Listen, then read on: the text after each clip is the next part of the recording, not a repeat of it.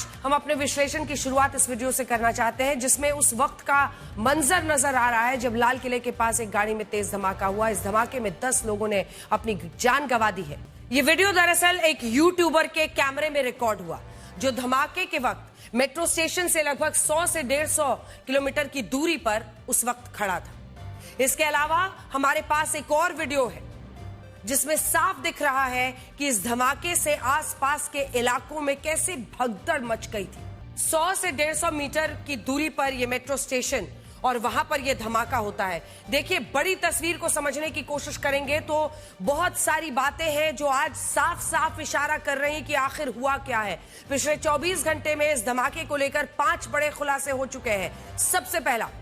सबसे बड़ा खुलासा यह है कि जिस गाड़ी से धमाका हुआ उसमें 3 लोग नहीं बल्कि एक ही शख्स मौजूद था। और यह बात आपको ध्यान रखनी होगी क्योंकि कल तक इस गाड़ी में 3 लोगों के होने का दावा किया गया था। इससे इस बात की भी संभावना बढ़ जाती है कि यह एक फिदायीन यानी आत्मघाती हमला हो सकता है जिसमें हमलावर ने गाड़ी के साथ ही खुद को उड़ाकर भीड़ को अपना निशाना बनाया और 10 लोगों की जान ली। इसके अलावा सूत्रों के हवाले से एक खबर यह भी है कि हमलावर ने जल्दबाजी में घबराहट में विस्फोट किया और यह बॉम्ब पूरी तरह से विकसित नहीं था जिसके कारण इसका असर काफी सीमित रहा। दूसरा सबसे बड़ा खुलासा, जिस गाड़ी से यह धमाका हुआ है उसे चलाने वाले की पहचान हुई है और शुरुआती जांच में इसका नाम उमर मोहम्मद, डॉक्टर उमर मोहम्मद बताया गया है। पेशे से डॉक्टर, उम्र 36 साल। यह जम्मू कश्मीर के पुलवामा का रहने वाला शख्स था। पुलवामा वही जगह है जहां 6 साल पहले साल 2019 में जैश ए मोहम्मद ने विस्फोटक से भरी एक गाड़ी से सीआरपीएफ के काफिले पर हमला कराया था और इसमें हमारे 40 जवान शहीद हुए थे। और इसके बाद भारत ने बदला लिया था, लेकिन अब इसी पुलवामा के डॉक्टर उमर मोहम्मद पर आरोप है कि वो जैश के हैंडलर के रूप में काम कर रहा था। उसने गाड़ी में विस्फोटक के साथ ये फिदायीन हमला किया। तीसरा सबसे बड़ा खुलासा क्या समझ में आ रहा है, यह पता चल रहा है कि यह एक आतंकवादी हमला हो सकता है। इसके तार जैश ए मोहम्मद के फरीदाबाद मॉड्यूल से जुड़े हो सकते हैं। हम आपको सबूतों के साथ बताएंगे कि जैश से तार कैसे जुड़ते हुए दिखाई दे रहे हैं। यह वही मॉड्यूल है जिसमें जम्मू कश्मीर और हरियाणा पुलिस ने फरीदाबाद की अल फलाह यूनिवर्सिटी में बतौर प्रोफेसर काम कर रहे डॉक्टर मुजम्मिल गनई के 2 ठिकानों से बीते ही दिन 10 नवंबर को 2900 जी हां 2900 किलोग्राम विस्फोटक बरामद किया था। अब तो यही चर्चा हो रही है चारों तरफ कि अगर यह बरामदगी नहीं हुई होती तो कितने बड़े साजिश को अंजाम दिया जा रहा था। डॉक्टर मुजम्मिल गनई और इस धमाके को अंजाम देने वाला डॉक्टर उमर मोहम्मद दोनों फरीदाबाद की अल फलाह यूनिवर्सिटी में साथ काम करते थे और दोनों ही मूल रूप से जम्मू कश्मीर के पुलवामा से ही थे। अब देखिए कैसे तार जुड़ रहे हैं। डॉक्टर मुजम्मिल को बीते दिन गिरफ्तार किया जाता है। 2900 किलो विस्फोटक बरामद होता है। आज जो जानकारी आई, कार जिस कार में धमाका होता है उसको चलाने वाला कौन? डॉक्टर मुजम्मिल। डॉक्टर उमर मोहम्मद।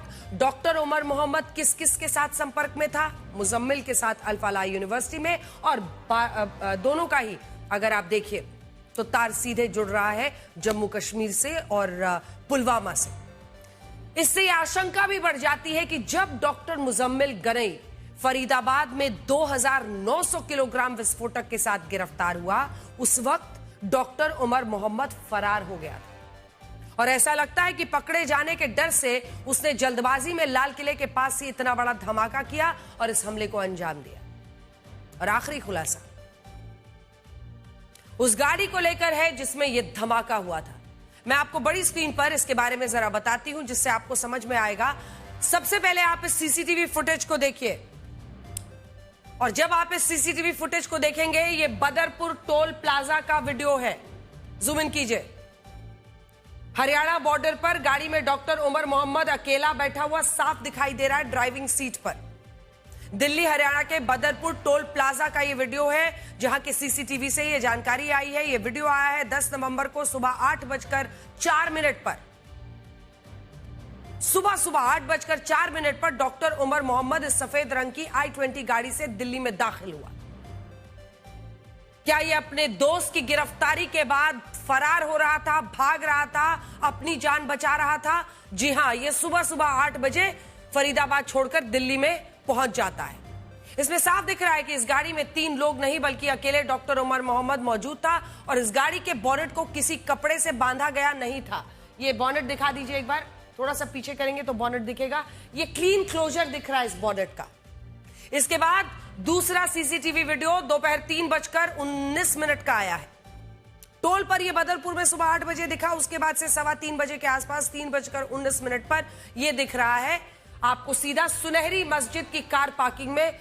और सुनहरी मस्जिद कार पार्किंग में जब आप इस लाल किले में देख रहे हैं, एक बार फिर से ग्रैब देखिए, यहां पर उसका होना साफ एस्टैब्लिश हो रहा है। कार में वो बैठा हुआ है।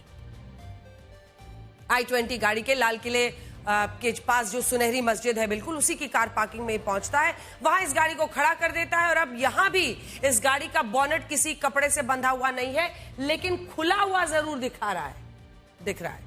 पहले एक लाइन दिख रही थी, लेकिन इसके बाद यहां पर जब आप देखेंगे तो ये ठीक से बंद नहीं है, काफी गैप दिख रहा है, खुला हुआ है बॉनेट। लेकिन तीसरा सीसीटीवी वीडियो इससे 3 घंटे बाद शाम को 6:23 का है, जब डॉक्टर उमर मोहम्मद इस गाड़ी को लेकर सुनहरी मस्जिद की पार्किंग से निकलता है। तब भी कैमरा कैप्चर करता है और यहां पर देखिए फिर से दिख रहा है वो अकेला बैठा है, इस गाड़ी में बैठा है। शाम ये टाइम एक बार जूम इन करके दिखा दीजिए, क्योंकि सब कुछ हमने जो रिकॉर्ड्स है रिकॉर्डिंग के, उस रिकॉर्ड्स को आपके सामने रखा है। देखिए साफ दिख रहा है 6:23 पर 6:23 पर यह सुनहरी मस्जिद की पार्किंग से जब गाड़ी निकलती है, उमर मोहम्मद, डॉक्टर उमर मोहम्मद उसमें अकेला बैठा है। और फिर जब गाड़ी बाहर आती है तो दिखता है बॉनेट, दिखाइएगा, बॉनेट पर अब एक रस्सी से, एक कपड़े से बांधा गया है। अब तक की जांच को देखेंगे तो इस साजिश के 2 केंद्र बिंदु नजर आते हैं, जिन्हें मैं आपको बड़ी स्क्रीन पर अब दिखाना चाहती हूं, जिससे आपको समझ में आएगा कि जो 2 जांच के केंद्र बिंदु हैं वो किस तरफ इशारा कर रहे हैं। तो सबसे पहले देखिए, ये सारे चेहरे एक एक करके, इनमें से 3 कड़ियां जुड़ रही हैं पुलवामा से, लखनऊ से 2, अनंतनाग 1 और हैदराबाद भी 1। डॉक्टर्स की ये जो टेरर टीम है, आप कल्पना नहीं कर सकते हैं, सोचकर ही इंसान कांप जा रहा है। इस साजिश में एक तरफ जैश-ए मोहम्मद दिख रहा है तो दूसरी तरफ वो डॉक्टर्स नजर आ रहे हैं। इस खबर को गंभीरता से समझिए। ये आतंक की कोई ऐसी घटना नहीं है जिसमें कुछ ऐसे लोग जिनको रेडिकलाइज कर दिया गया, कट्टरवादी जहनियत उनमें डाल दी गई, उन्होंने आकर ऐसा आतंकी हमला किया है। ये सारे के सारे एक एक करके देखिए। डॉक्टर आदिल अहमद निवासी अनंतनाग, जूम इन कीजिए, मिलिए डॉक्टर्स की इस पूरी टीम से जो काम कर रही थी आतंक का, जान बचाने का नहीं, जान लेने का काम कर रही थी। सबसे पहले डॉक्टर आदिल अहमद निवासी अनंतनाग का, डॉक्टर मुजम्मिल गनई जिसको बीते दिन गिरफ्तार किया गया था, सबसे पहले फरीदाबाद से, पुलवामा का निवासी है ये, और यही लिंकेज है उमर मोहम्मद और इसका। ये मेन कॉन्स्पिरेटर्स में से माना जा रहा है, ये पुलिस की गिरफ्त में है। डॉक्टर उमर मोहम्मद निवासी पुलवामा, ये चेहरा जरा जूम इन करके दिखाइए, ये चेहरा आप दिन से ही आज तक पर देख रहे होंगे।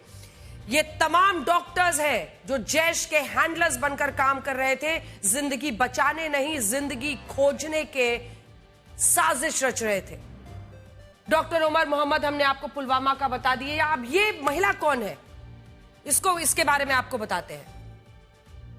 ये है डॉक्टर शाहीन शाहिद निवासी लखनऊ और जैश-ए मोहम्मद की विमेन टेरर विंग की मुखिया डॉक्टर मुजम्मिल की बेहद करीबी। आज लखनऊ तक इसकी जांच हो रही है, इसको भी अरेस्ट किया गया है। उसके बाद आइए डॉक्टर परवेज अंसारी, जिसकी तस्वीर नहीं है, यह भी शख्स लखनऊ का बताया जा रहा है। फिर आइए डॉक्टर अहमद मोहिउद्दीन सैयद, यह निवासी है हैदराबाद का, और एक और डॉक्टर सज्जाद अहमद निवासी पुलवामा का। 3 लोग पुलवामा के। आप इस पूरी लिस्ट को देखिए और सोचिए, इन सारे डॉक्टर्स पर आतंकवादी गतिविधियों में शामिल होने के आरोप लग रहे हैं, और आप इनके नाम पढ़कर अब समझ गए होंगे कि कैसे ये सब जुड़ रहे हैं। अब हम आपको दिखा रहे हैं डॉक्टर्स की ये जो टेरर टीम है ये कैसे जुड़ी हुई थी। तो सबसे पहले तो हम आपको यही दिखा देते हैं, मुजम्मिल गनई जिससे शुरुआत करना चाहते हैं। मुजम्मिल गनई को आप देखेंगे हमले के लिए विस्फोटक हथियार इकट्ठा करने वाला है। एक एक करके इन सभी डॉक्टर्स की कुंडली देखिए और ये समझिए कि जैश ने कैसे इन डॉक्टर्स को आतंक का डॉक्टर बना दिया। पहला नंबर है डॉक्टर आदिल अहमद का। तो शुरू करते हैं आदिल अहमद से। आदिल अहमद कौन? ये जम्मू कश्मीर के अनंतनाग का वही डॉक्टर है जिसकी मदद से जम्मू कश्मीर पुलिस फरीदाबाद की अल फलाह यूनिवर्सिटी तक पहुंची। गिरफ्तारी कहां से होती है? डॉक्टर आदिल अहमद। डॉक्टर आदिल अहमद पहले अनंतनाग के एक सरकारी मेडिकल कॉलेज में बतौर रेजिडेंट डॉक्टर काम करता था, लेकिन इसने 19 अक्टूबर को श्रीनगर के बाहरी इलाकों में जैश के कुछ पोस्टर्स लगाए। ध्यान से सुनिए, यह सब कुछ यूं ही नहीं सामने आया है। पहली गलती इस शख्स ने की जिसका नाम है डॉक्टर आदिल अहमद। गलती जैश के लिए, लेकिन सुरक्षा एजेंसियों की बड़ी कामयाबी शुरू हुई जब अनंतनाग का रहने वाला यह शख्स, जो कि अल फलाह यूनिवर्सिटी में पुलिस तफ्तीश में इसको खोजती है, वहां पर पहुंचती है। इसने किया 18 अक्टूबर को श्रीनगर में जैश के पोस्टर्स लगाए थे। 19 अक्टूबर को पोस्टर्स लगाए, सरकारी जॉब छोड़कर यह सहारनपुर आ गया। अल फलाह यूनिवर्सिटी में पुलिस तफ्तीश में पकड़ा गया, सीसीटीवी में पोस्टर लगाते कैद हुआ। गिरफ्तारी के बाद धमाके की साजिश के खुलासे किए। जांच में लॉकर से इसके AK-47 भी मिला। तो ये सरकारी मेडिकल कॉलेज में बतौर रेजिडेंट डॉक्टर काम करता था, लेकिन इसने 19 अक्टूबर को ये जो पोस्टर्स लगा दिया बाहरी इलाके में श्रीनगर के, उसी से पुलिस इस तक पहुंची। ये वही पोस्टर्स थे जिन पर भारतीय सेना और पुलिस के खिलाफ धमकियां लिखी थी। जब पुलिस ने इन पोस्टर्स लगाने वालों की जांच की तो उसे एक सीसीटीवी फुटेज मिला जिसमें यही डॉक्टर आदिल अहमद इन पोस्टर्स को लगाते हुए नजर आ रहा था। जब जम्मू कश्मीर पुलिस इसकी तलाश करते हुए अनंतनाग के सरकारी मेडिकल कॉलेज पहुंची तो वहां इसके लॉकर से AK-47 राइफल मिल गई और यह भी पता चला कि यह डॉक्टर इस सरकारी मेडिकल कॉलेज को छोड़कर उत्तर प्रदेश के सहारनपुर चला गया है।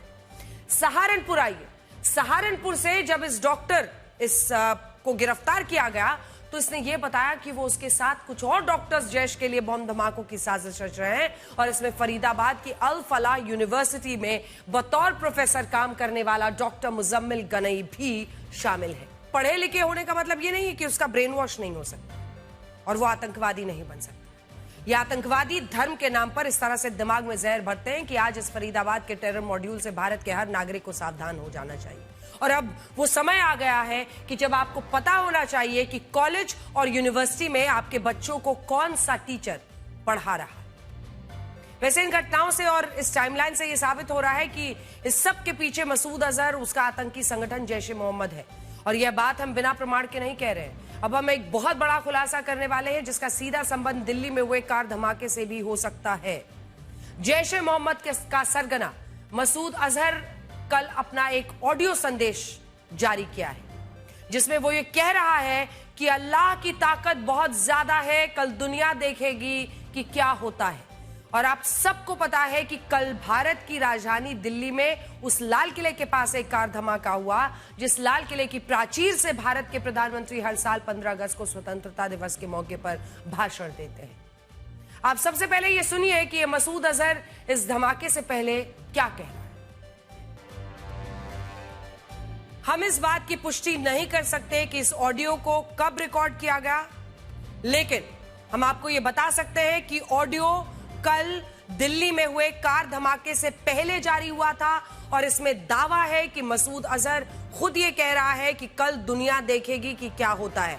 मसूद अजहर की जो संगठन है उसकी तरफ से ये वीडियो सामने रखा गया था और ये धमाके के पहले था।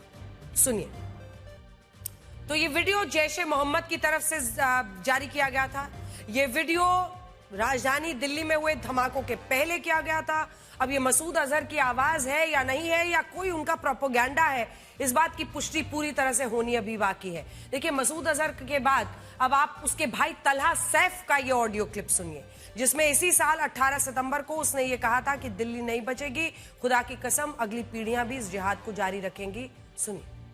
इस सब के बीच एक बड़ी खबर यह भी है कि कल प्रधानमंत्री मोदी जब भूटान के दौरे से भारत आएंगे तब शाम के 5:30 बजे कैबिनेट की बैठक होगी और इस बैठक से पहले CCS की भी बैठक होगी, जिसे कैबिनेट कमेटी ऑन सिक्योरिटी भी कहते हैं। इस सीसीएस में देश के प्रधानमंत्री, देश के रक्षा मंत्री, वित्त मंत्री, गृह मंत्री और सिर्फ विदेश मंत्री ही मौजूद होते हैं। और इससे पहले सीसीएस की बैठक बड़े मौकों पर ही बुलाई गई है, जैसे पहलगाम हमले के अगले दिन 23 अप्रैल और उसके बाद 30 अप्रैल को सीसीएस की बैठक हुई थी।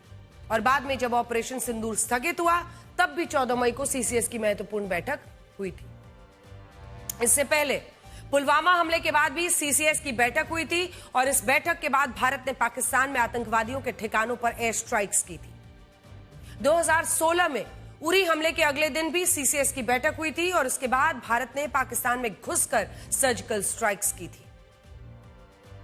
इसके अलावा नेपाल, बांग्लादेश और अफगानिस्तान में हुए तख्तापलट और 2022 में यूक्रेन युद्ध शुरू होने के बाद भी सीसीएस की बैठक हुई थी और अब कल फिर से ये बैठक होने वाली है, जिसकी वजह से देश में ऑपरेशन सिंदूर 2.0 की चर्चा हो रही है। बड़ी बात यह है कि इस बैठक से पहले भूटान में प्रधानमंत्री मोदी ने जो कहा है, उन्होंने ये कहा है कि इस घटना के षड्यंत्रकारियों को बख्शा नहीं जाएगा। आज पाकिस्तान के इस्लामाबाद डिस्ट्रिक्ट कोर्ट के बाहर धमाका हुआ जिसमें 9 लोग मारे गए, 21 लोग घायल हुए हैं। सबसे पहले इन तस्वीरों को देखें तो इस्लामाबाद में धमाका होता है, गाड़ी में धमाका होता है, कोर्ट के बाहर होता है, 9 मारे जाते हैं, 21 घायल होते हैं। बड़ा सवाल यह है कि क्या इस हमले से पाकिस्तान खुद को बचा रहा है और क्या ये पाकिस्तान की सेना प्रमुख जनरल असीम मुनीर का फॉल्स फ्लैग ऑपरेशन हो सकता है। असल में दिल्ली में हुए धमाके के बाद पाकिस्तान को यह अंदाजा था कि भारत इस हमले के बाद चुप नहीं बैठेगा, हम इसका कड़ा जवाब दे सकते हैं और इसीलिए शायद पाकिस्तान ने ऐसा हमला करवाया जिससे दुनिया में यह बात पहुंचे कि पाकिस्तान तो खुद आतंकवाद का मारा है। और यही रोना वो हमेशा रोते हैं। वो खुद कहा भारत पर कोई हमला करवाएगा, आतंकवादियों की मदद करेगा, वो ये दिखाने की कोशिश कर रहे हैं कि हमारे यहाँ ही हमले हो रहे हैं। वैसे पाकिस्तान किस हद तक नीचे गिर सकता है उसका भी एक उदाहरण देख ही लीजिए। आज सुबह से ही पाकिस्तान के सोशल मीडिया अकाउंट से एक फेक न्यूज फैलाई जा रही है कि लाल किले पर हुए हमले को लेकर झूठा बताया जा रहा है। यह हमला भारत सरकार ने खुद कराया, यह फैलाया जा रहा है और पीआईबी ने इन दावों को खुद फैक्ट चेक किया और इन्हें गलत बताया। यह भी है कि दिल्ली में हुए धमाके से आसिम मुनीर का क्या कनेक्शन हो सकता है। इस वक्त पाकिस्तान की संसद में एक संशोधन विधेयक पेश हुआ जिससे जनरल आसिम मुनीर को पाकिस्तान की सेना की आजीवन कमान मिल सकती है और पाकिस्तान का विपक्ष इस विधेयक का विरोध कर रहा है। लेकिन सोचिए, दिल्ली में हुए धमाके के बाद अब पाकिस्तान में पैनिक है और इन हालातों में आसिम मुनीर के लिए इस विधेयक को पास कराना आसान होगा और इसीलिए इस धमाके के पीछे अब आसिम मुनीर की थ्योरी आ रही है। हालांकि ये सिर्फ दावे हैं, पुष्टि अभी होनी बाकी है और पुष्ट रूप से अभी कुछ कहा नहीं जा सकता है, लेकिन संकेत साफ दिख रहे हैं। दिल्ली में हुए धमाके के बाद फरीदाबाद की अल-फलाह यूनिवर्सिटी चर्चा में है और जांच एजेंसियों को यह बात समझ नहीं आ रही है कि इतनी बड़ी यूनिवर्सिटी से टेरर मॉड्यूल कैसे चल रहा था। बहुत सारे लोगों को यह बात पता नहीं होगी कि फरीदाबाद की ये अल-फलाह यूनिवर्सिटी कोई बहुत पुरानी यूनिवर्सिटी नहीं है। इसकी शुरुआत ही हुई है साल 2014 में। इसके अलावा इस यूनिवर्सिटी में मेडिकल की पढ़ाई सिर्फ 6 साल पहले 2019 में शुरू हुई थी और आज इस यूनिवर्सिटी में 40% डॉक्टर्स यानी हर 10 में से 4 डॉक्टर्स जम्मू कश्मीर से हैं। और इसीलिए जांच एजेंसियों के सामने बड़ा सवाल यह है कि क्या इस यूनिवर्सिटी के बाकी डॉक्टर्स भी इस फरीदाबाद मॉड्यूल का हिस्सा हो सकते हैं, क्या कुछ और लोग शामिल हो सकते हैं। सूत्रों के अनुसार आज भी अगर आज की जानकारी देखें तो आज ही इस यूनिवर्सिटी के करीब 52 लोगों से पूछताछ हुई है। यूनिवर्सिटी की कुलपति से लेकर तीनों आरोपियों के करीबी सब शामिल है पूछताछ में। इसके अलावा 6 जूनियर डॉक्टर्स जिनको हिरासत में लिया गया है, पूछताछ जारी है और ये सभी डॉक्टर्स जम्मू कश्मीर से। यूनिवर्सिटी दिल्ली से सिर्फ 30 किलोमीटर दूर है और अब तक इस यूनिवर्सिटी को लेकर कभी कोई बड़ा विवाद नहीं हुआ, लेकिन अब अल-फलाह यूनिवर्सिटी एक बड़ा हॉटबेड बन गई है। इसके अलावा अभी ये खबर आई है कि अल-फलाह यूनिवर्सिटी की वेबसाइट हैक हो गई है। अब आप ये देखिए कि दिल्ली में हुआ ये धमाका इतना शक्तिशाली था कि इसमें लाल किले के पास गौरी शंकर मंदिर की खिड़कियों के कांच टूट गए। देखिए, इस वक्त हमारी मौजूदगी दिल्ली के गौरी शंकर मंदिर में। आपको तस्वीरें दिखा दें कि जब तकरीबन 7 बजे के आसपास ये ब्लास्ट हुआ, उस दौरान मंदिर के अंदर पूजा जो है वो चल रही थी। उसी दौरान ये जो विंडो अगर आप देख रहे हैं, ये पूरी तरीके से यहाँ पर कांच जो है वो टूट गया। इंटेंसिटी काफी ज्यादा हाई थी और रोजाना मंदिर के अंदर काफी बड़ी संख्या में श्रद्धालु जो है वो पूजा अर्चना करने के लिए आते हैं और इसका इम्पैक्ट जो है वो मंदिर के अंदर भी साफ तौर पर जो है वो नजर आया। यहाँ पर जो पुजारी बैठे हुए थे, पूजा अर्चना कर रहे थे, उन्होंने भी इस धमाके का महसूस जो है वो किया। हमारे साथ मंदिर के पुजारी, कल जिस वक्त ये धमाका हुआ उस वक्त आप यही मौजूद थे? यही मौजूद थे। क्या हुआ था? क्या अचानक धमाका हुआ है। ये जोर की आवाज हुई, एकदम जैसे चौंक गए हम लोग बैठे हुए। आपको कुछ लोगों के नाम बताना चाहते हैं और आज आपको ये समझना चाहिए, अमर कटारिया, अशोक कुमार, दिनेश मिश्रा, पंकज सानी, नौमान और मोहसिन। आप इन लोगों को नहीं जानते होंगे। ये लोग आपस में भी एक दूसरे को नहीं जानते थे। ये वो भारतीय हैं जिन्होंने दिल्ली ब्लास्ट में अपनी जान गंवाई है। ये ऐसे भारतीय थे जो अपने परिवार का पेट पालने के लिए रोजमर्रा की जिंदगी में खप रहे थे। इनको कट्टरवादी विचारधारा से कोई लेना देना नहीं था, लेकिन उसी विचारधारा ने इन लोगों को एक भीषण धमाके में मार डाला। दिल्ली धमाके में मारे गए इन लोगों में किसी की मेडिकल शॉप थी, कोई बस कंडक्टर था, कोई ओला उबर ड्राइवर था, कोई ई रिक्शा चलाता था, किसी की कॉस्मेटिक्स की दुकान थी, तो किसी का शादी के कार्ड का बिजनेस था। लेकिन इसी देश में रहने वाले कुछ लोगों ने इन मासूमों की हत्या कर दी। लाल किले के पास हुए धमाके की आवाज ने करीब 1 किलोमीटर तक लोगों को दहला दिया। सोचिए, जो लोग विस्फोटक से भरी कार के करीब होंगे, धमाके के वक्त उनका क्या हाल हुआ होगा। धमाके के बाद जब हमारी टीम वहां पहुंची थी तो लाशें भी सही सलामत स्थिति में नहीं थी।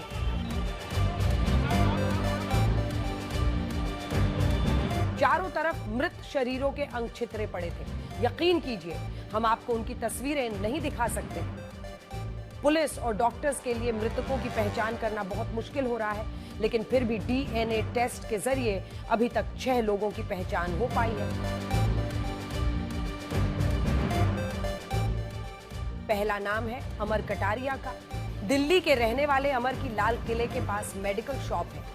अमर अपने घर लौटने के लिए मेट्रो स्टेशन की तरफ जा रहे थे कि तभी धमाका हो गया। घर पर उनका 3 साल का बेटा उनका इंतजार कर रहा था। ये इंतजार अब कभी खत्म नहीं होगा। वहाँ से गुजर रहा था मेट्रो पे जाने के लिए, अपना घर को जाने के लिए, तो वहीं ब्लास्ट हो गया। उसके सिर पे लगा। सिर पे लगने के बाद वहीं हो गया, डेड हो गया। ब्लास्ट में मारे गए लोगों में दूसरा नाम है नौमान। नौमान और उनका भाई अमन शामली के रहने वाले हैं। ये लोग खरीदारी के लिए दिल्ली आए थे और धमाके की चपेट में आ गए। नौमान की घटनास्थल पर ही मौत हो गई, जबकि अमन गंभीर रूप से घायल है। इसी तरह मोहसिन लाल किले के पास ई रिक्शा चलाता था। जिस वक्त धमाका हुआ वो उसी i20 कार के पास था जिसमें बारूद भरा हुआ था। मोहसिन के 2 छोटे बच्चे हैं जिनका पेट पालने के लिए वो दिन भर मेहनत करता था। आज उसके परिवार ने अपना पालनहार खो दिया। अमरोहा के अशोक कुमार भी गलत वक्त पर गलत जगह थे। अशोक कुमार डीटीसी में कंडक्टर है। जब धमाका हुआ तो वो भी बारूद से भरी कार के पास ही थे। जोरदार धमाके में वो भी मारे गए। डबल ड्यूटी करते थे, परिवार चलाने के 2 परिवारों की जिम्मेदारी थी, जो कि बहुत बुरा हुआ है। दिल्ली धमाके में मारे गए लोगों में 34 साल के दिनेश मिश्रा और 22 साल का युवक पंकज साहनी भी है। दिनेश यूपी के श्रावस्ती के रहने वाले थे और पंकज बिहार का रहने वाला था। वो दिल्ली में टैक्सी चलाता था। पंकज के परिवार को उसकी मौत की खबर मीडिया में चल रही उन तस्वीरों से लगी जिसमें उसकी टैक्सी क्षतिग्रस्त हालत में दिखाई दी थी।